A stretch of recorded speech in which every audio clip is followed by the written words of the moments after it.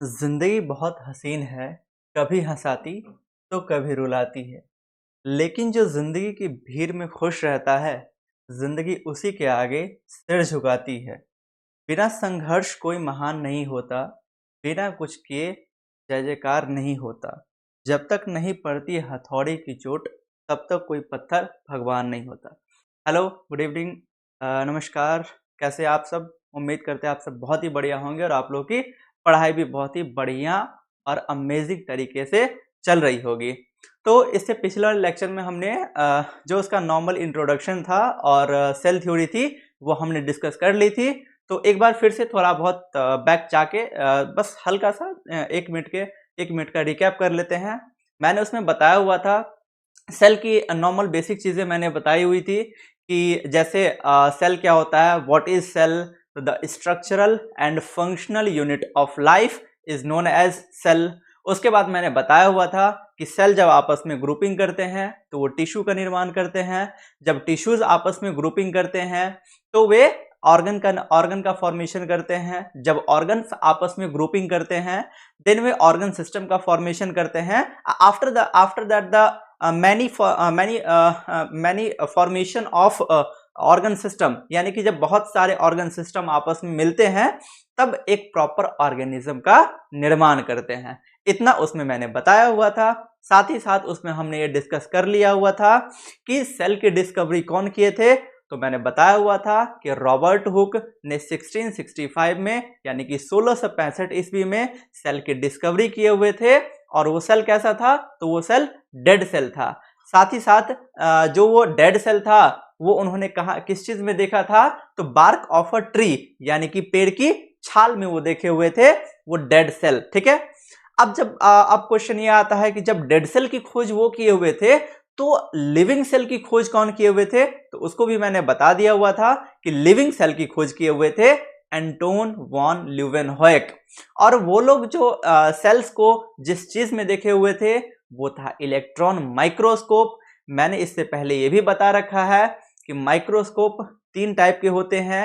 एक होता है सिंपल माइक्रोस्कोप, दूसरा होता है कंपाउंड माइक्रोस्कोप और तीसरा होता है इलेक्ट्रॉन माइक्रोस्कोप। सिंपल माइक्रोस्कोप में हम चीजों को अच्छे से क्लियर ढंग से हम नहीं देख सकते हैं। जो कंपाउंड माइक्रोस्कोप होता है जनरली जो लेबोरेटरीज वगैरह में उसी का यूज किया जाता है। और जो जो बड़ा बड़ा जो रिसर्च लेबोरेटरी होता है जहाँ पे रिसर्च की जाती है वहां पे इलेक्ट्रॉन माइक्रोस्कोप का यूज किया जाता है। उसके बाद मैंने ये भी बताया हुआ, उसके बाद हम चले थे सेल थ्योरी पे, जिसमें मैंने बताया था कि 1838 ईस्वी में एक साइंटिस्ट आए जिनका नाम था मेथियास स्लीडेन, जो कि थे German botanist. German means Germany के थे, बॉटनिस्ट यानी कि वो पेड़ पौधों के साइंटिस्ट थे, तो ऑब्वियसली पेड़ पौधों के बारे में बताएंगे। तो उन्होंने एक बात कही कि जितने भी पेड़ पौधे हैं वे अलग अलग प्रकार के सेल से मिलकर बने हुए हैं।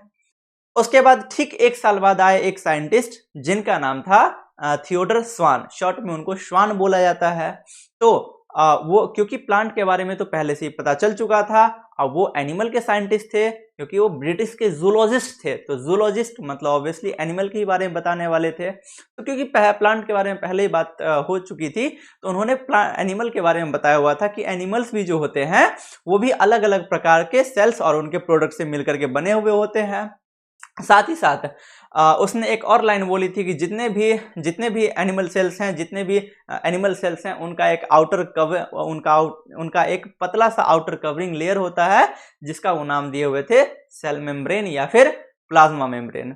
तो एक थे जूलॉजी वाले, एक थे बॉटनी वाले। तो दोनों सोचे क्यों ना हम दोनों, क्योंकि बायोलॉजी तो ऐसा तो है नहीं कि बायोलॉजी में सिर्फ जूलॉजी है या फिर बायोलॉजी में सिर्फ बॉटनी है।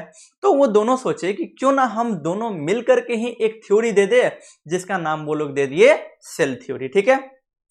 उसके बाद कुछ समय बाद एक साइंटिस्ट आए जिनका नाम था रुडोल्फ विर्चो। ठीक है।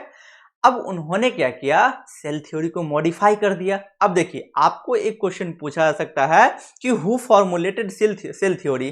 सेल थ्योरी कौन कौन बनाए हुए थे? तो Matthias Schleiden and Theodor Schwann. Short में आप स्लीडेन एंड श्वान भी बोल सकते हो। Who modified the cell theory? Rudolf Virchow, वो सेल थ्योरी को मॉडिफाई किए थे। तो भाई किस तरीके से उसको मॉडिफाई किए थे, अब इसके बारे में देख लेते हैं। तो रुडोल्फ विर्चो सेल थ्योरी में एक लाइन ऐड कर दिए और वो लाइन था ओमनिस सेल्यूला ई सेल्यूला, जिसका मतलब होता है कि all cells are arises from pre existing cell. तो आफ्टर मॉडिफिकेशन सेल थ्योरी में दो बातें कही जाती है, एक कि all plants and animals are composed of different kinds of cells and their product of cells, ठीक है। उसके बाद दूसरा लाइन उसमें बोला जाता है कि all cells are arises from pre existing cell, जिसको आप ब्रैकेट में लिख सकते हो ओमनिस सेल्यूला ए सेल्यूला। याद रखिएगा, सबसे छोटा जो सेल होता है वो माइकोप्लाज्मा होता है, जो सबसे छोटा ऑर्गेनिज्म होता है वो पीपीएलओ होता है, सबसे बड़ा सेल होता है वो ऑस्ट्रिच एग होता है, जो सबसे लॉन्ग एंड ब्रांच्ड सेल होता है वो नर्व सेल होता है।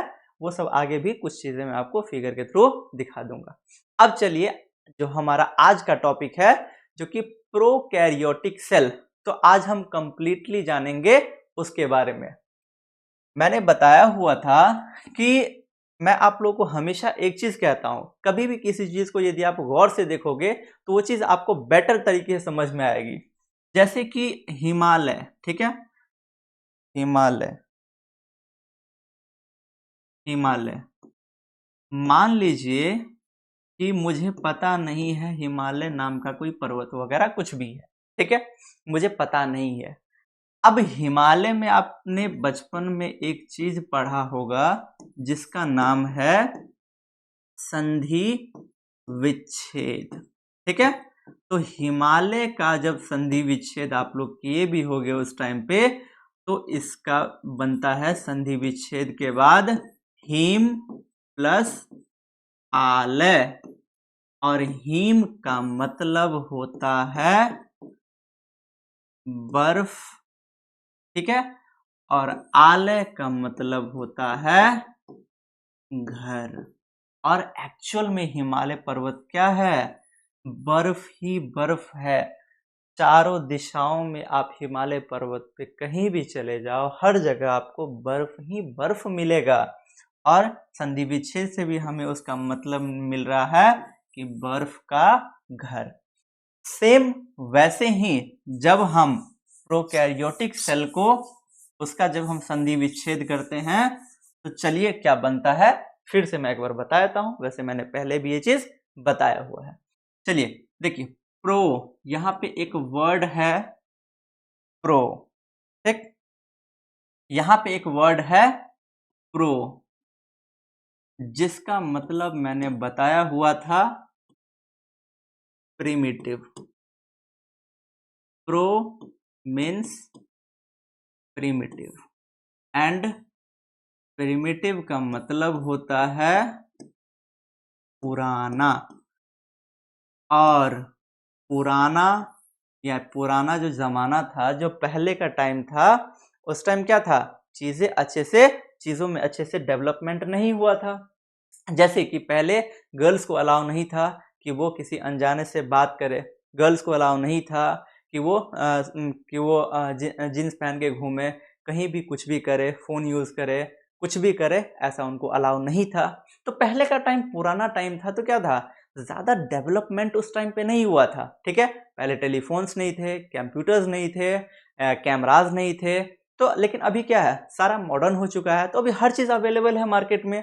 तो ऑब्वियसली जो पुराना टाइम था प्रिमिटिव, उसको समझने के लिए हम यहाँ पे लिख देते हैं not well developed, not well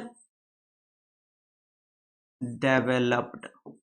और कैरियोटिक, कैरियोटिक का मतलब भी मैंने उस दिन बताया हुआ था कि कैरियोटिक एक वर्ड से बना है, जो वर्ड है कैरियोन, ठीक है।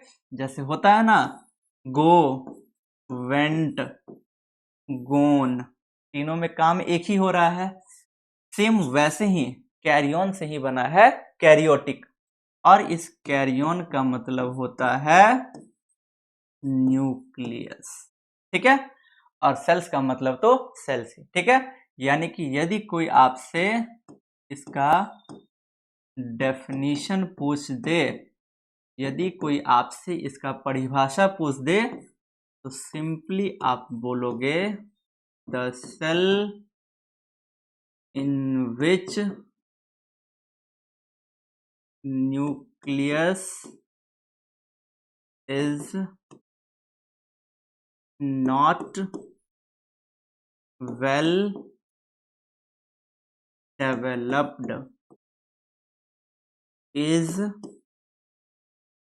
known as prokaryotic cell। यानी कि वैसा सेल जिसका न्यूक्लियस अच्छे से डेवलप नहीं हुआ रहता है उसको बोलते हैं प्रोकैरियोटिक सेल। ठीक है, अब इसी में एक और लाइन है, और वो क्या लाइन है, इन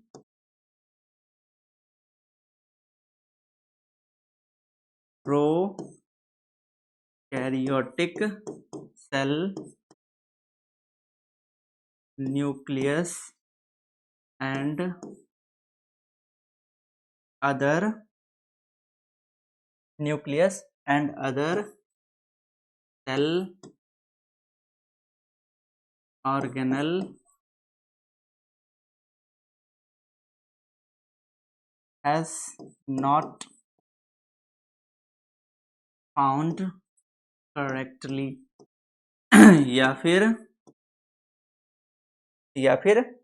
जो प्रोकैरियोटिक सेल होते हैं उनमें क्या होता है, जो न्यूक्लियस और और सेल ऑर्गेनल्स जो होते हैं वो वहां पे नॉट फाउंड करेक्टली, यानी कि अच्छे ढंग से वहां पे नहीं होते हैं, या फिर बोल सकते हो कि नॉन मेम्ब्रेनस, यानी कि ऐसे ऑर्गेनल वहां पे होते हैं जिनके पास अपना कोई मेम्ब्रेन नहीं होता है। चलिए अब हम थोड़ा सा आगे और देख लेते हैं। ठीक है, एग्जाम्पल बहुत ही ज़्यादा इम्पोर्टेंट है, क्योंकि एग्जाम्पल हर जगह पूछा जाता है और एग्जाम्स वगैरह में भी एग्जाम्पल बेस्ड बहुत से क्वेश्चंस आते हैं।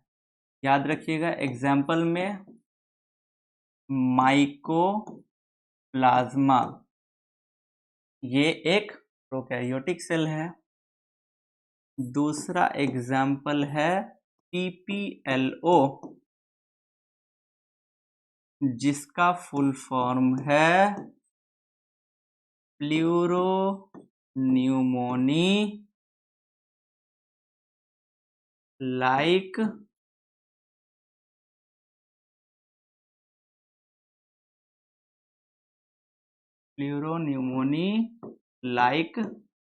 ऑर्गेनिज्म। ठीक है, और भी इसके बहुत से एग्जाम्पल्स हैं, जैसे साइनोबैक्टीरिया etc। ठीक है, तो इस चीज को ध्यान में रखिएगा। एक और पॉइंट बहुत ही ज्यादा इंपॉर्टेंट है प्रोकैरियोटिक सेल के regarding. Prokaryotic cells are smaller in size but divides more rapidly than eukaryotic cell. यानी कि जो प्रोकैरियोटिक सेल होते हैं वो यूकैरियोटिक सेल के कंपेयर में उनका साइज बहुत ही छोटा होता है, बहुत ही छोटे छोटे होते हैं ये, लेकिन ये डिवाइड बहुत ही तेजी से डिवाइड करते हैं। अब देखो, जैसे कि हम लोग हैं, हम लोग किसी हायर एनिमल्स में आते हैं। ठीक है, हम लोगों में क्या होता है कि यदि कोई बच्चा यदि आगे जन्म लेगा तो एटलीस्ट उसमें 9 मंथ्स लगते हैं, लेकिन वहीं इनमें एक दिन में 2 दिन में इतने ज़्यादा बच्चे हो जाते हैं। तो ऑब्वियसली क्या है, जो छोटे ऑर्गेनिज्म होते हैं वो जल्दी से जल्दी डिवाइड करते हैं, बहुत तेज़ी से डिवाइड करते हैं। जैसे कि आप जितना छोटा आप जैसे आप ट्रक देख लो, ट्रक के कंपेयर में आप बाइक देख लो। यदि यदि कहीं पे कम स्पेस है तो वहीं पे ट्रक को ले जाने में बहुत मुश्किलें आती हैं, लेकिन यदि वो बाइक है तो आसानी से निकाल लेगा। कहीं और ऐसे रास्ते में ले जाओ जहाँ पे एकदम भी रास्ता खराब है, तो वहाँ पे बाइक को ले जाओ और साइकिल को ले जाओ, तो वहाँ पे बाइक के कंपेयर में जो साइकिल होता है वो तेजी से जा सकता है। तो वही कहानी सेम यहाँ भी है कि प्रोकैरियोटिक सेल्स जो होते हैं smaller in size but divides more rapidly than eukaryotic cell. ठीक है, इसको फटाफट से नोट कर लीजिए, फिर आगे बढ़ते हैं।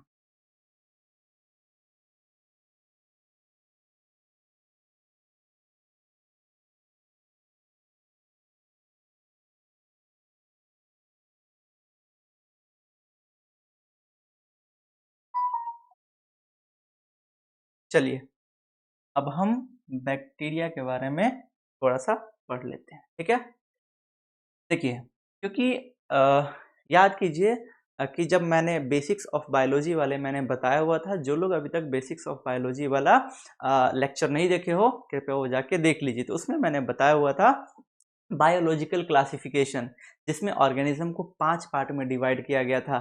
Kingdom Monera, kingdom protista, kingdom fungi, kingdom Plantae and kingdom animalia. ठीक है, तो उसमें से kingdom protista, fungi, Plantae, animalia सभी यूकैरियोटिक थे, लेकिन इसमें किंगडम मोनेरा जो था वो प्रोकैरियोटिक था। और मैंने बताया हुआ था कि किंगडम मोनेरा जो होता है, किंगडम मोनेरा का सोल मेंबर यानी कि मेन मेंबर जो होता है वो बैक्टीरिया होते हैं। ठीक है, यानी कि प्रोकैरियोट्स का सबसे बेस्ट यदि एग्जाम्पल बोला जाए तो शायद वो बैक्टीरिया को ही बोला जाएगा। ठीक है, अब देखिए, जो बैक्टीरिया होते हैं ये इनका अलग अलग शेप एंड साइज होता है। दे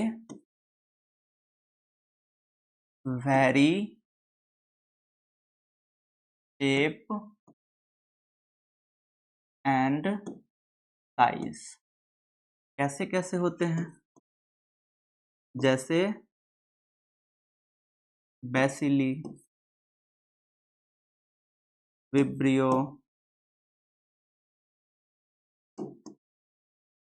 स्पाइरल और कॉकी। ठीक है, हो सकता है शायद आप लोगों को इनके बारे में पता हो। यदि आपको पता हो तो कमेंट बॉक्स में टाइप कीजिए, आपको 5 सेकंड का टाइम दिया जाता है। चलिए फटाफट से टाइप कीजिए।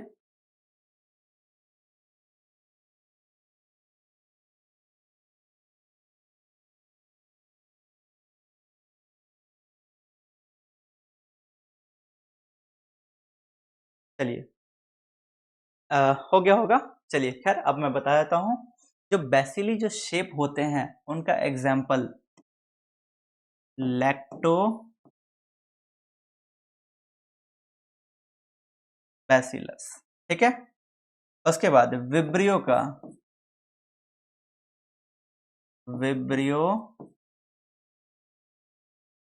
Cholera, spiral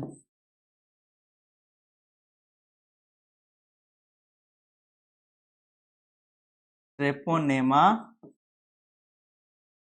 pallidum and cocci, that is the last but not the least, that is streptococcus। ये सभी बैक्टीरिया हैं। Lactobacillus, Vibrio cholera, Treponema pallidum, Streptococcus. ठीक है, और इनका जो शेप होता है, जैसे लैक्टोबैसिलस का शेप होता है बैसिली, विब्रियो का शेप होता है विब्रियो कॉलरा, स्पाइरल का शेप होता है ट्रेपोनिमा पैलिडम और कॉकाई का शेप होता है स्ट्रेप्टोकोक्कस। इसको फटाफट से नोट कर लीजिए या फिर इसका स्क्रीनशॉट ले लीजिए। चलिए,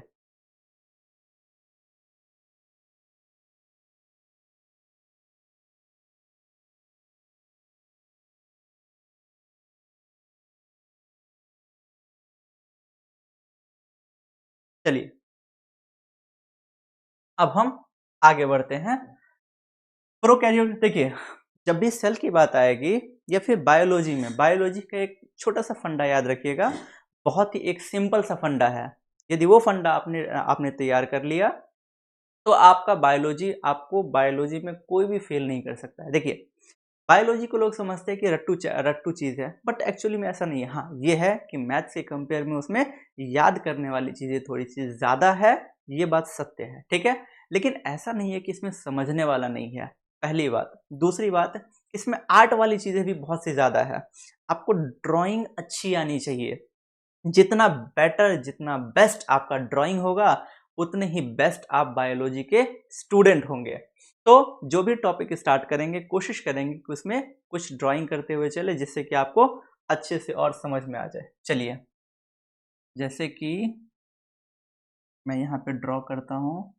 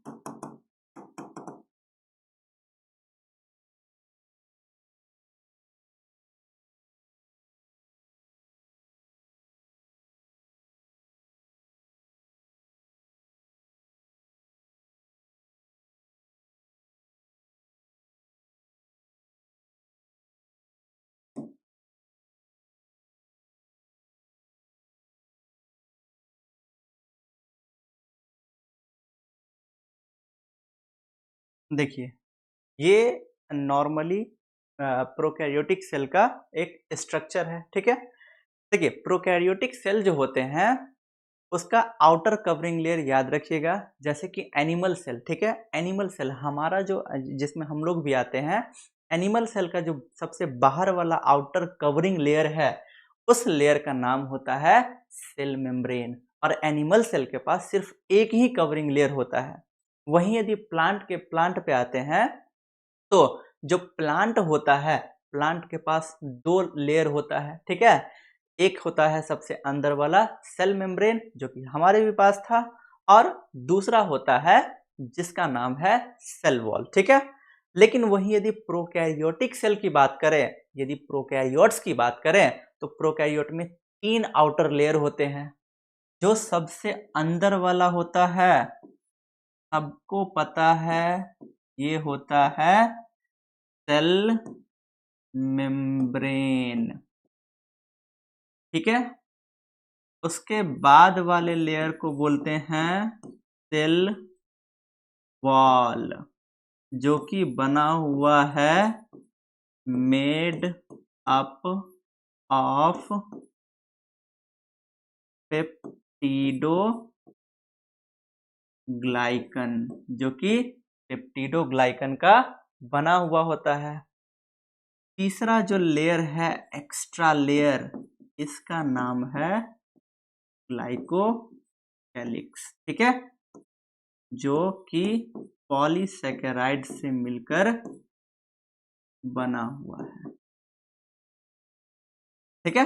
चलिए, अब देखिए, याद रखिएगा कि जो सेल के अंदर में, ठीक है? जो सेल के अंदर में, चाहे वो कोई सा भी सेल हो, यूकैरियोटिक सेल हो, प्रोकैरियोटिक सेल हो, सेल के अंदर में एक एक जेली लाइक फ्लूइड प्रेजेंट होता है, जिसका नाम होता है साइटोप्लाज्म, ठीक है? और साइटोप्लाज्म कैसा फ्लूइड है, इसको याद रखिएगा, जेली लाइक फ्लूइड। ठीक है। उसके बाद एक यहाँ पे स्ट्रक्चर दिख रहा होगा आपको, ये क्या है, सेल मेम्ब्रेन से ही बना हुआ एक स्ट्रक्चर है, जिसका ये सेल मेम्ब्रेन से बना हुआ ही एक स्ट्रक्चर है जिसका नाम है मीसोसोम। ठीक है। उसके बाद देखिए, उसके बाद सेल मेम्ब्रेन से ही बना हुआ एक और स्ट्रक्चर है जिसका नाम है क्रोमैटोफोर। ठीक है, क्रोमैटोफोर, और ये मदद करता है, हेल्प्स इन फोटोसिंथेसिस। क्योंकि याद कीजिए, किंगडम मोनेरा में मैंने बताया हुआ था कि किंगडम मोनेरा में जो मोड ऑफ न्यूट्रिशन होता है, पोषण का माध्यम होता है, वो होता है ऑटोट्रॉफिक, मतलब कि वो अपना खाना खुद ही बनाएंगे। तो ऑब्वियसली फोटोसिंथेसिस का प्रोसेस करेंगे, तो उस फोटोसिंथेसिस के प्रोसेस में इनकी मदद करता है ये क्रोमैटोफोर। ठीक है। उसके बाद आपको दिख रहा होगा एक बड़ा ही प्यारा सा सुंदर सा स्ट्रक्चर जिसका नाम है फ्लैजिला, जिसका नाम है फ्लैजिला। ठीक है।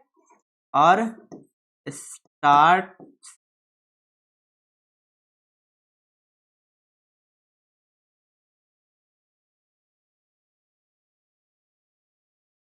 Starts from cell wall. ये एक बहुत ही वीवीआई क्वेश्चन है, क्योंकि नीट ने बहुत बार पूछा भी हुआ है कि जो फ्लैजिला होता है ये कहाँ से स्टार्ट होता है।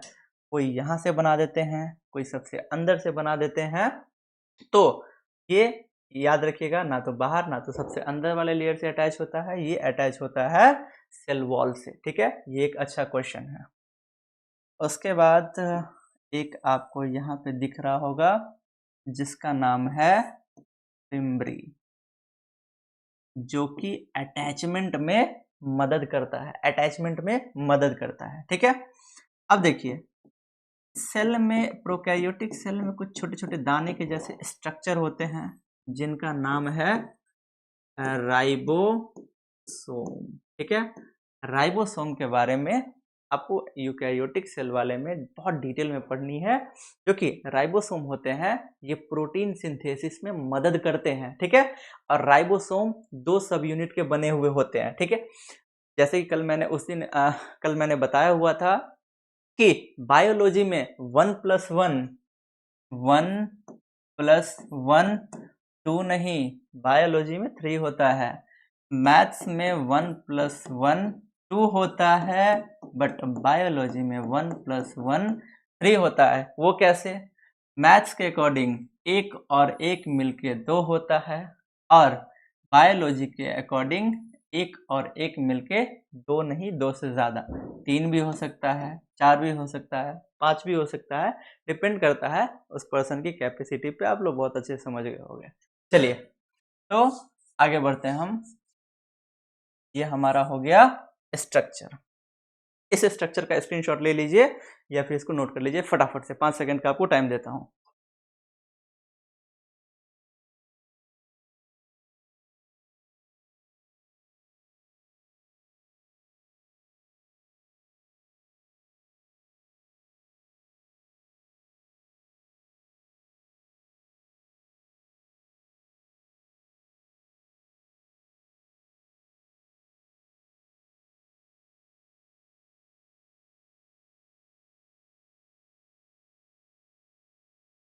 चलिए, हो गया। चलिए आगे बढ़ते हैं। देखिए, सबसे बात करते हैं पहले ये प्रोकैरियोटिक सेल में सेल एनवेलप की। सेल एनवेलप, एनवेलप का मतलब क्या होता है? जैसे सुने होंगे, यदि आपको राखी कहीं पे भेजनी होगी, या फिर अपनी बहनों को कभी जो रक्षाबंधन आता है तो वो लोग आपको राखी भेजेंगी, या फिर आपको कभी कोई चीज़ पोस्ट के द्वारा किसी को भेजना होगा, तो एक एनवलप में डाला जाता है। एनवलप का जनरली एनवलप बोला जाता है, उसका मतलब होता है कवर, ठीक है। तो यहाँ पे जो प्रोकैरियोटिक सेल है उसका कवरिंग लेयर जो होता है उसके बारे में पूछ रहा है। तो आपको मैंने अभी अभी ही बताया है, जो प्रोकैरियोटिक सेल होते हैं उनके पास 3 कवरिंग लेयर होता है। एक होता है प्लाज्मा मेम्ब्रेन, दूसरा होता है सेल वॉल, और तीसरा होता है ग्लाइकोकैलिक्स। जो प्लाज्मा मेम्ब्रेन है, प्लाज्मा मेम्ब्रेन या फिर इनको सेल मेम्ब्रेन भी कहते हैं, ठीक है। जो प्लाज्मा मेम्ब्रेन होता है, प्लाज्मा मेम्ब्रेन ये सेमी परमिएबल होता है, सेमी परमिएबल, ठीक है। अब सेमी परमिएबल क्या होता है, इसको एक बार थोड़ा सा देख लीजिए, ठीक है। जब बात करेंगे परमिएबिलिटी की, परमिएबिलिटी यानी कि आर पार के होने की क्षमता, बायोलॉजी में जब हम बात करेंगे परमिएबिलिटी की तो वो 3 टाइप का होगा, ठीक है। एक होता है इम्परमिएबल, इम्परमिएबल।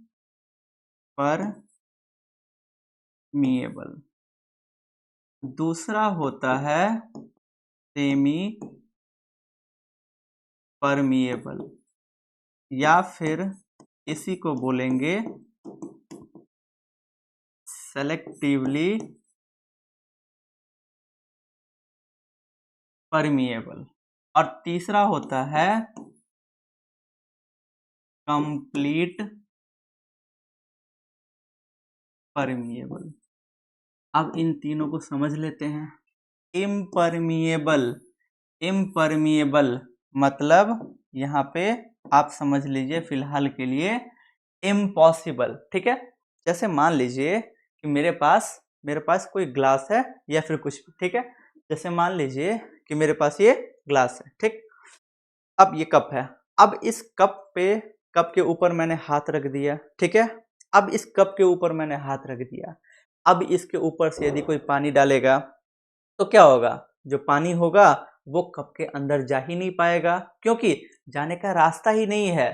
तो इसको बोलेंगे इम्परमिएबल, इम्पॉसिबल है कि वो पानी अंदर चला जाए। दूसरा सेमी परमिएबल या फिर सेलेक्टिवली परमिएबल, इसका सबसे बेस्ट एग्जाम्पल आप लोग याद रखिएगा, चाय का छन्ना। सुने होंगे आप लोग चाय का छन्ना, चाय छानने वाला। जो चाय छानने वाला होता है उसमें क्या होता है कि जैसे यहाँ पे चाय का छन्ना रख दिए, जब हम चाय बना करके उसमें डाल रहे हैं तो चाय कप में आ जाएगी, और जो उसमें पत्ती होगी वो ऊपर ही रह जाएगी, ठीक है। तो सेमी परमिएबल में क्या होता है, यानी कि ये प्रोकैरियोटिक सेल का जो प्लाज्मा मेम्ब्रेन है ये सभी चीजों को अपने अंदर आने की परमिशन नहीं देता है, ठीक है। यानी कि सभी चीजों को अपने अंदर आने की परमिशन नहीं देता है। जो इनके लिए जरूरी होता है, जो इनको लगता है कि मुझे इसको अपने अंदर आने देना चाहिए, तो ये सिर्फ उन्हीं चीजों को अपने अंदर आने के लिए अलाउ करता है, उनको परमिशन देता है, ठीक है। और दूसरा जो मैंने बताया तीसरा जो मैंने बताया कंप्लीट परमिएबल, कंप्लीट यानी कि उसमें ना तो इम्पॉसिबल वाला वर्ड है और ना ही चाय का छन्ना है, ये ऐसे ही है, इसके ऊपर में एकदम खुला हुआ है, जितना पानी डालोगे डलता जाएगा, जब ये भर जाएगा तो पानी निकलने लगेगा, ठीक है। तो इसको बोलते हैं कंप्लीटली परमिएबल। इस चीज को याद रखिएगा, इसको नोट कर लीजिए या फिर इसका स्क्रीनशॉट लीजिए फटाफट से।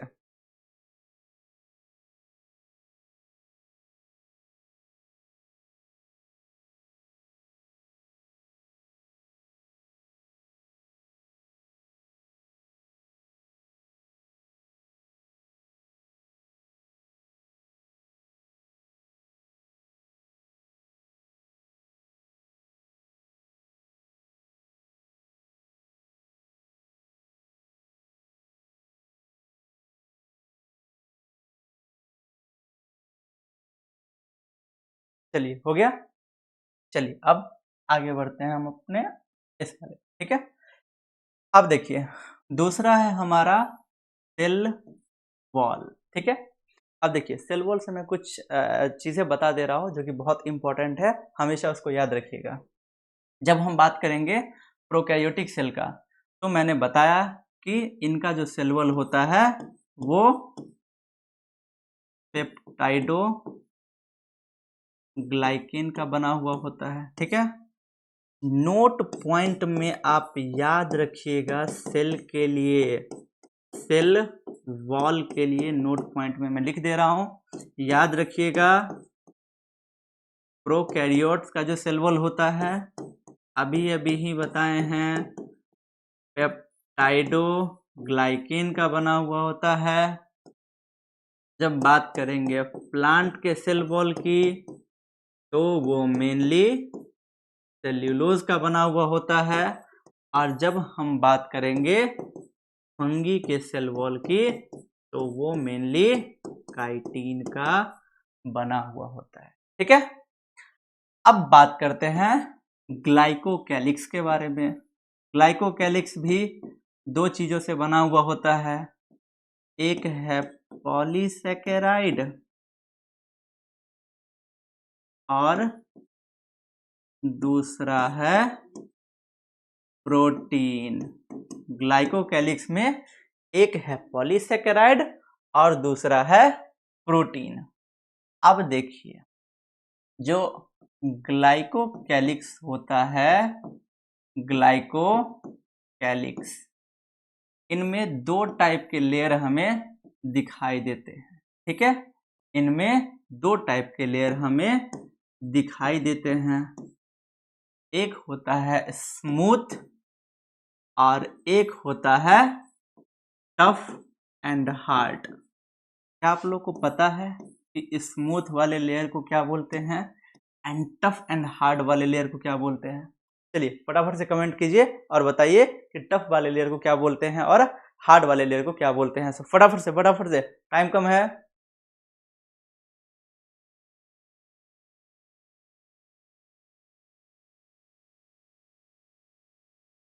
चलिए हो सकता है आप लोगों में से बहुतों को पता होगा, बहुतों को नहीं पता होगा। तो चलिए जो स्मूथ वाला लेयर है उसको बोलते हैं स्लाइम लेयर, वहीं जो टफ एंड हार्ड वाला लेयर है उसको बोलते हैं कैप्सूल। इस चीज को याद रखिएगा, इसको लिख लीजिए या फिर फटाफट से इसका स्क्रीनशॉट ले लीजिए, फिर आगे बढ़ते हैं।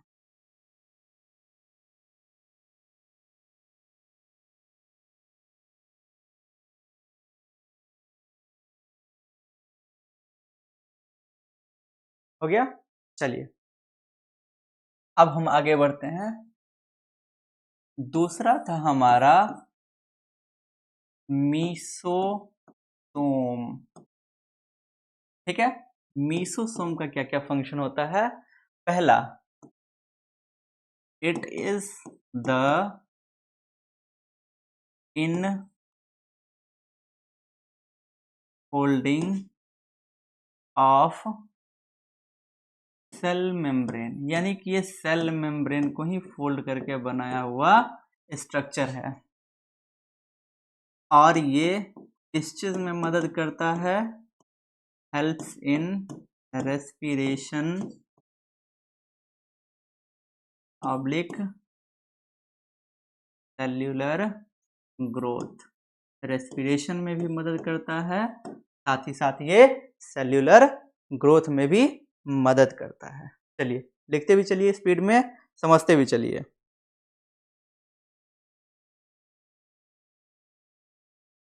साथ ही साथ ये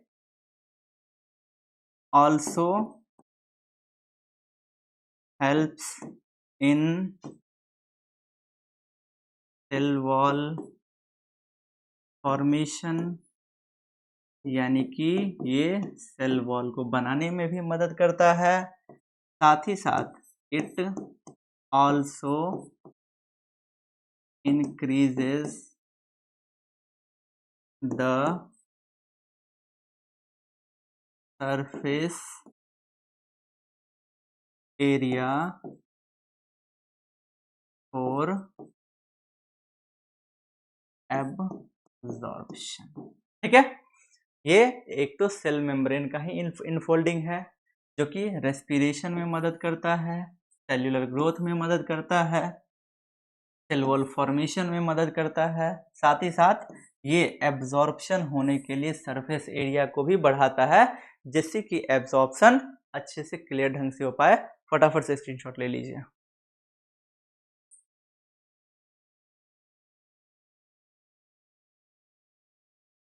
चलिए, हो गया।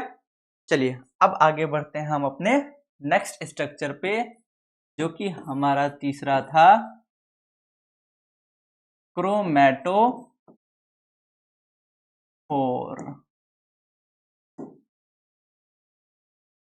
It is also an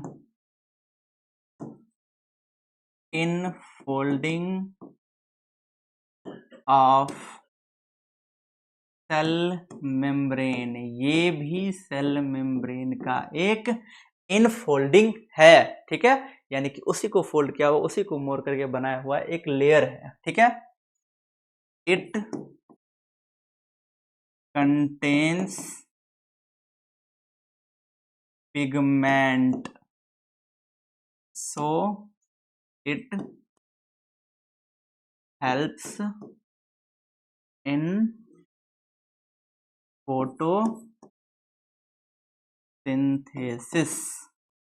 इनके पास कुछ पिगमेंट भी पाए जाते हैं और ये फोटोसिंथेसिस की जो प्रक्रिया होती है उसमें भी ये उसकी मदद करते हैं। ठीक है, फटाफट से स्क्रीनशॉट ले लीजिए।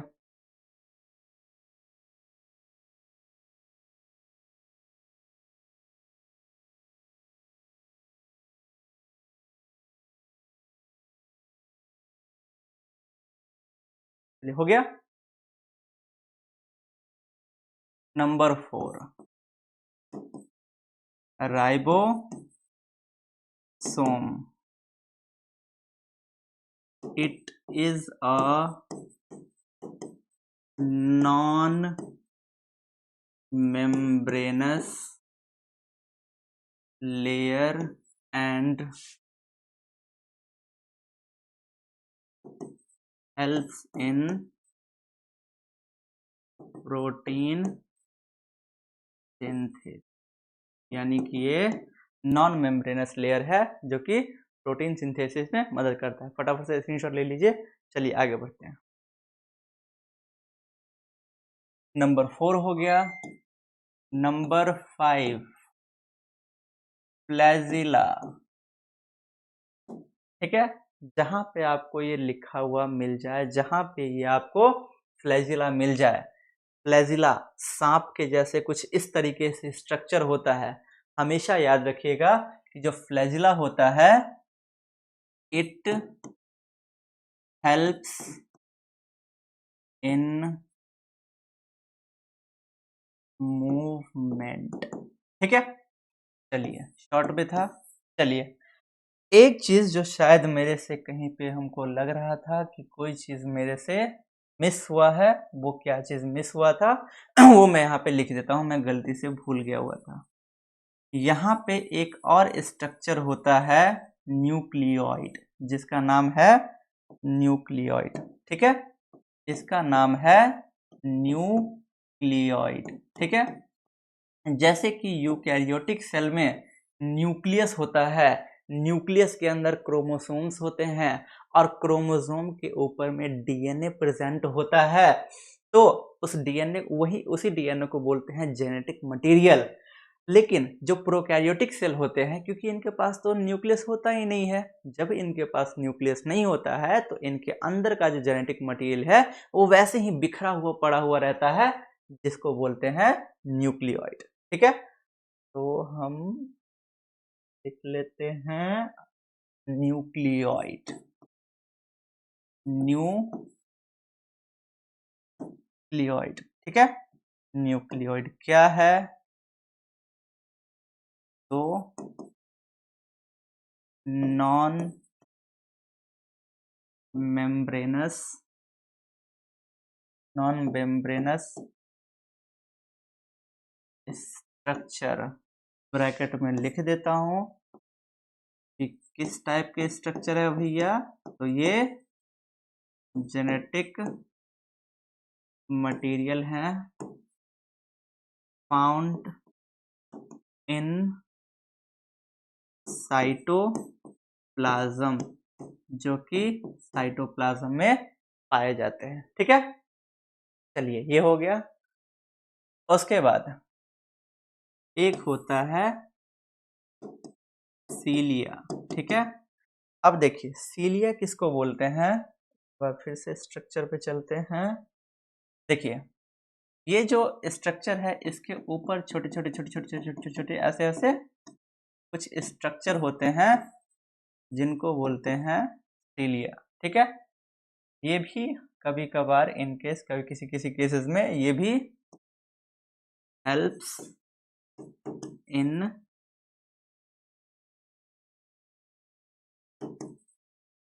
मूवमेंट, यानी कि ये मूवमेंट में मदद करते हैं। राइबोसोम के बारे में लिख दिया हूं मैं यहाँ पे। ठीक है, तो ये सीलिया जो कि कभी कभार हेल्प्स इन मूवमेंट, इसको फटाफट से स्क्रीनशॉट ले लीजिए, फिर आगे बढ़ते हैं।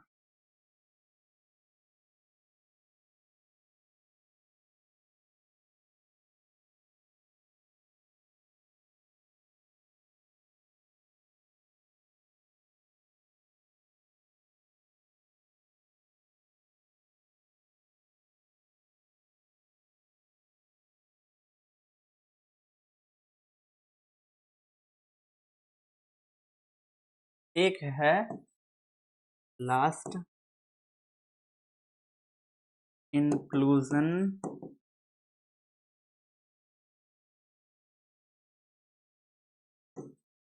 बॉडीज। ठीक है, ये भी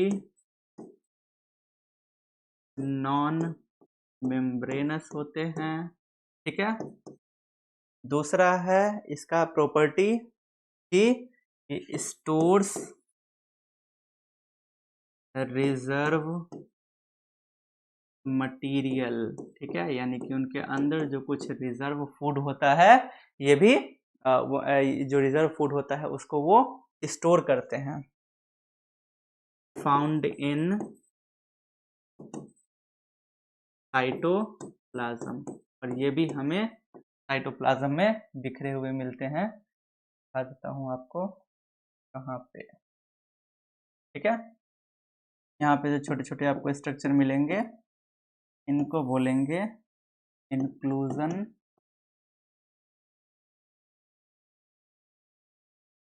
बॉडीज। ठीक है, इस चीज को याद रखिएगा, बहुत ही अच्छा और बहुत ही ज्यादा इंपॉर्टेंट बातें प्रोकैरियोटिक सेल के बारे में हो गई है। यदि कोई चीज मिस हो गया होगा तो उसको भी आगे हम कवर कर लेंगे। ठीक है, अब एनसीईआरटी का थोड़ा सा हम पढ़ लेते हैं, थोड़ा सा देख लेते हैं, जो नॉर्मल बातें हैं। याद रखिएगा एक चीज कि क्या है वो चीज, और वो ये चीज है कि रेड ब्लड सेल्स जो होता है आरबीसी, उनका शेप होता है round and biconcave. White blood cell यानी कि डब्ल्यूबीसी जिनका शेप होता है अमीबॉइड। कॉलमनार एपिथेलियल सेल जिनका शेप होता है लॉन्ग एंड नैरो। मैंने पहले ही बताया, बहुत ही इंपॉर्टेंट, आप लोग पहले भी 10th में पढ़े हुए होंगे। नर्व सेल ब्रांच्ड, बहुत सारे ब्रांच निकले हुए हैं, सबसे लंबा लॉन्ग भी होते हैं। जब बात करेंगे ट्रैकिड की तो इलोंगेटेड, लंबाई देख रहे हो, खींचा हुआ जैसे लग रहा है, तो इलोंगेटेड इनका स्ट्रक्चर होता है। एक मीसोफिल सेल होता है जो कि राउंडेड बाइकनकेव होते हैं। ठीक है, जो लार्जेस्ट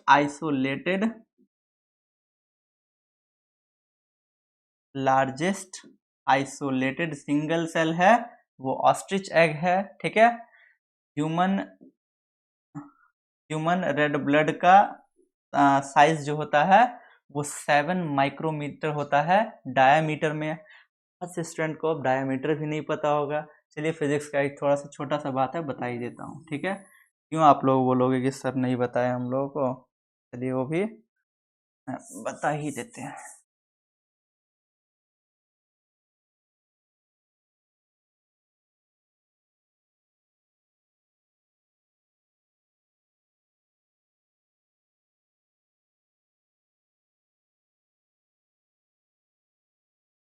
जैसे आप लोग को दिख रहा होगा, एक सर्कल है, ठीक है। यहाँ से लेकर के यहाँ तक, यहाँ से लेकर के यहाँ तक के डिस्टेंस को, सेंटर से लेकर के हाफ डिस्टेंस को बोलते हैं रेडियस, यानी कि त्रिज्या, ठीक है। और व्यास का मतलब होता है, व्यास को डी, डायामीटर, ठीक है, यानी कि डी डायामीटर बराबर हम ये कह सकते हैं कि 2r, डबल कर देंगे रेडियस को तो हमें मिल जाएगा डायामीटर, ठीक है। उसके बाद प्रोकैरियोटिक सेल में उसका एग्जाम्पल की बात है, ये नॉर्मल बातें हैं, ठीक है। उसके बाद एक थोड़ा सा इम्पोर्टेंट लाइन है, इस चीज़ को याद रखिएगा। जैसे कि मैंने आप लोग को बताया है कि जितने भी प्रोकैरियोटिक सेल होते हैं उनके 3 लेयर होते हैं, सेल मेम्ब्रेन, सेल वॉल और ग्लाइकोकैलिक्स, ठीक है। बट प्रोकैरियोटिक सेल में एक एक्सेप्शन होता है, जिस एक्सेप्शन को बोलते हैं माइकोप्लाज्मा, ठीक है। अब जो माइकोप्लाज्मा होता है वो इसका एक्सेप्शन कैसे है जान लीजिए। जो माइकोप्लाज्मा होता है तो प्रोकैरियोटिक सेल, यानी कि इनके पास तीनों लेयर होने चाहिए, एक सेल मेम्ब्रेन, सेल वॉल और ग्लाइकोकैलिक्स, तीनों। इनमें से इनके पास सेल मेम्ब्रेन तो होता है, ग्लाइकोकैलिक्स भी होता है, लेकिन सेल वॉल इसमें एब्सेंट होता है, ठीक है। ये लाइन बड़ा इंपॉर्टेंट है, सेल वॉल इज एब्सेंट इन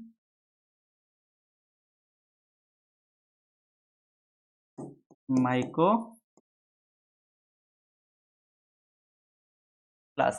ठीक है।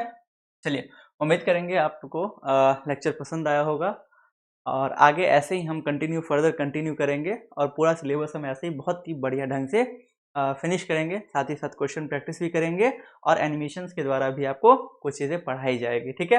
यदि आप सबको पता ही होगा क्या कहने वाला हूँ, ठीक है। वीडियो पसंद आया लाइक कीजिए, कौन सा पार्ट पसंद आया, कोई डाउट वगैरह कुछ भी हो कमेंट कीजिए, ठीक है।